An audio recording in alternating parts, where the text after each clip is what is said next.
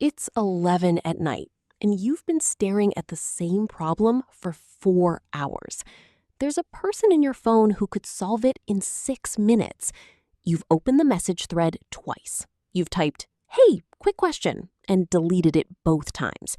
And now you're back in the same tab, doing the slow version alone, because sending that message felt heavier than losing the whole evening. You're carrying 2 bags of groceries up 3 flights of stairs. Your neighbor is on the landing, hands completely empty, and she says, "Want a hand?" Before your brain has processed the offer, your mouth has already said, "Nope, I'm good," in a bright voice while your fingers go white. Or you're in the meeting, and you didn't understand the second half of what was just said. You look around, nobody else is asking, so you nod, write down a word you'll Google later, and quietly add 3 hours to your own week rather than spend 11 seconds saying, "Sorry, can you run that by me again?"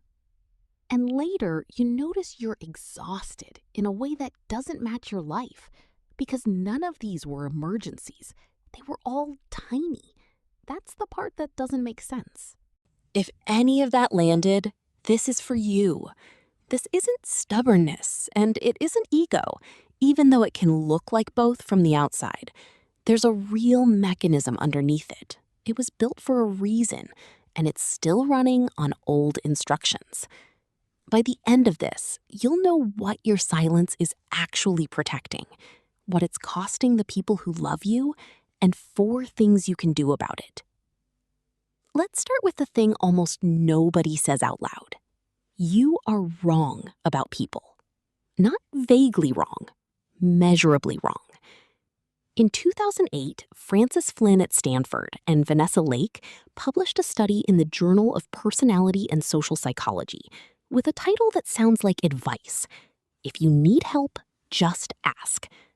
They sent people out to make small requests of strangers, borrow a phone, fill in a questionnaire, walk them 2 blocks to find the gym. First, each person predicted how many strangers they'd have to approach before someone said yes. Then they went and found out. They were off by about 50% every time. Vanessa Bohns later pulled this line of research together across more than 14,000 strangers and found the same thing. People underestimate how often others will say yes by an average of 48%. Read that again. Roughly half the people you've already decided would say no would have said yes. And here's the part that unsettles people. In 2022, Zhao at Stanford and Nicholas Epley at Chicago ran 6 experiments on exactly this and measured the gap on both sides. People asking for help predicted the favor would inconvenience the helper about a 3 out of 10. The actual helpers, afterwards, rated the inconvenience at half a point, and they came out of it feeling better than the asker ever predicted.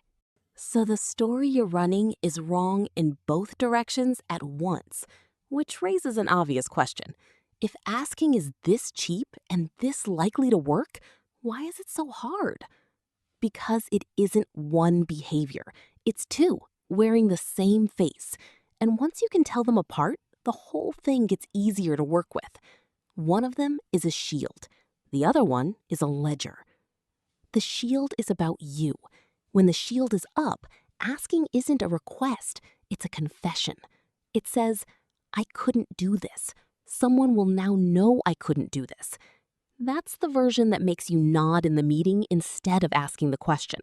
It's the version that reads the manual at 2 a.m. rather than texting the friend who already knows. The shield doesn't care about the cost of the favor. It cares about the record. The ledger is about them. Here, you're not protecting your image at all. You're protecting the other person from you. Every ask gets priced. He's got the baby. She's had a brutal month. The maths always comes out the same way. Not worth it. I'll handle it. The ledger is why you'll drive 40 minutes rather than let someone come 10. It's why, "No, I'm good," leaves your mouth before you've checked whether you're good. So where does a system like that get built? Attachment researchers have a name for it. Philip Shaver and Mario McCulencer call them deactivating strategies, the mind learning to turn the need for other people down and eventually off. In their words, these develop with attachment figures who disapprove of and punish closeness and expressions of need, dependence, and vulnerability. The child learns something very specific. I get better outcomes when I don't ask. Picture that kid. Maybe asking got a sigh. Maybe it got a lecture about how hard everyone's already working. Maybe it got turned into a joke at dinner. Maybe it got nothing at all. A parent physically present and completely unreachable. It doesn't require anything dramatic. It just requires that need had a price, reliably enough that a child could learn the pattern. Both halves grow out of the same soil. In a house where you couldn't control the response, one kid learns, don't let them see you struggle. That's the shield. Another learns, don't add to what they're already carrying. That's the ledger. Sometimes it's the same kid on different days. This isn't damage. This is engineering. Somebody with no power over their environment built a system that let them get through it, and the system worked. You are here. It worked. Here's the problem. Nobody rings a bell when it's over. Nobody sits you down at 26 and says, the conditions have changed. You can stand down. So the system keeps running. Except now it's aimed at a colleague who'd like to help, a partner who keeps asking what's wrong, a friend who'd be thrilled to be called. The threat detection is perfect. The threat is gone. And you can't just decide to stop for 3 reasons. First, it feels like competence. Handling it alone reads as strength, and you get a small hit of proof every time. But the proof is fake. In 2015, Alison Wood-Brooks, Francesca Gino, and Maurice Schweitzer published a study in management science called Smart People Ask for My Advice. People who asked for advice were rated as more competent, not less, especially on hard tasks. The exact thing you avoid in order to look capable is the thing that makes you look capable. Second, it works often enough. You do solve it alone. It just costs 4 hours instead of 6 minutes, and nobody sends you the invoice, so the price stays invisible. Third, and this is the big one, not asking is the only option with zero uncertainty. Ask, and you might get a no, a delay, a weird look, a favor you now owe. Don't ask, and you know exactly what happens. It's on you. Certainty is intoxicating when the thing you learned to fear most was not knowing what someone would do with your need. Now, the cost. The obvious layer is the one you already feel. You're doing everything on the hardest possible setting, permanently, and arriving at your actual life with nothing left. But the sharper cost isn't yours. It lands on everyone around you. The people who love you can tell they're being kept outside something. They can't name it. You're warm, you show up, you're the one they call. They just notice they've never once been called back. And here's what happens next. You keep telling people you're fine, and then you quietly resent them for believing you. You wanted to be seen. You made yourself unreadable. Then you took their failure to read you as evidence.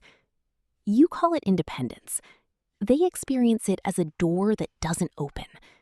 And every time you handle it alone, you take away the one thing that would have made them feel close to you.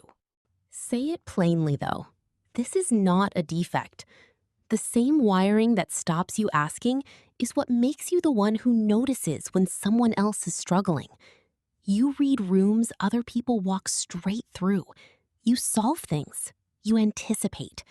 Those are real, and they're rare. You just got a powerful engine installed early, for good reasons, with no off switch. So let's build one. 4 moves. 1. Name which half is talking. In the moment, ask yourself, is this the shield or the ledger? Am I protecting my image or protecting them from me? You'll usually know within 2 seconds, and naming it takes a chunk of the force out of it immediately because it stops feeling like an obvious fact about the situation and starts looking like a habit. 2. Make the ask small and specific, not a confession, a request with edges. Can you look at this for 10 minutes? Specific asks are easy to say yes to and easy to say no to.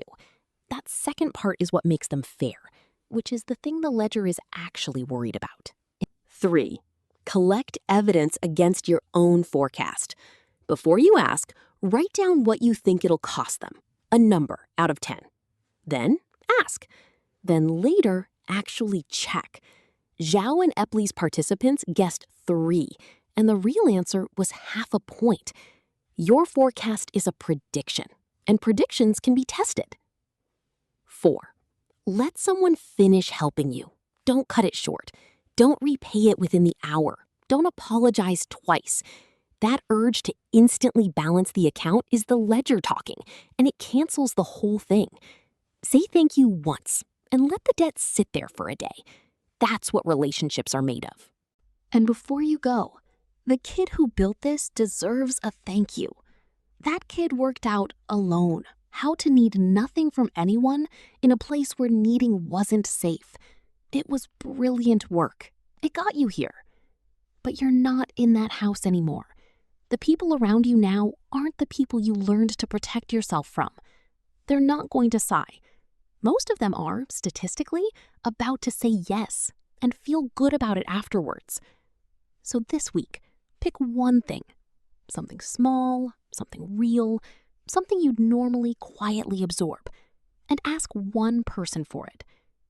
You were never someone who couldn't ask. You were someone who learned it wasn't safe to. That's a different problem, and it has a way out. Just ask.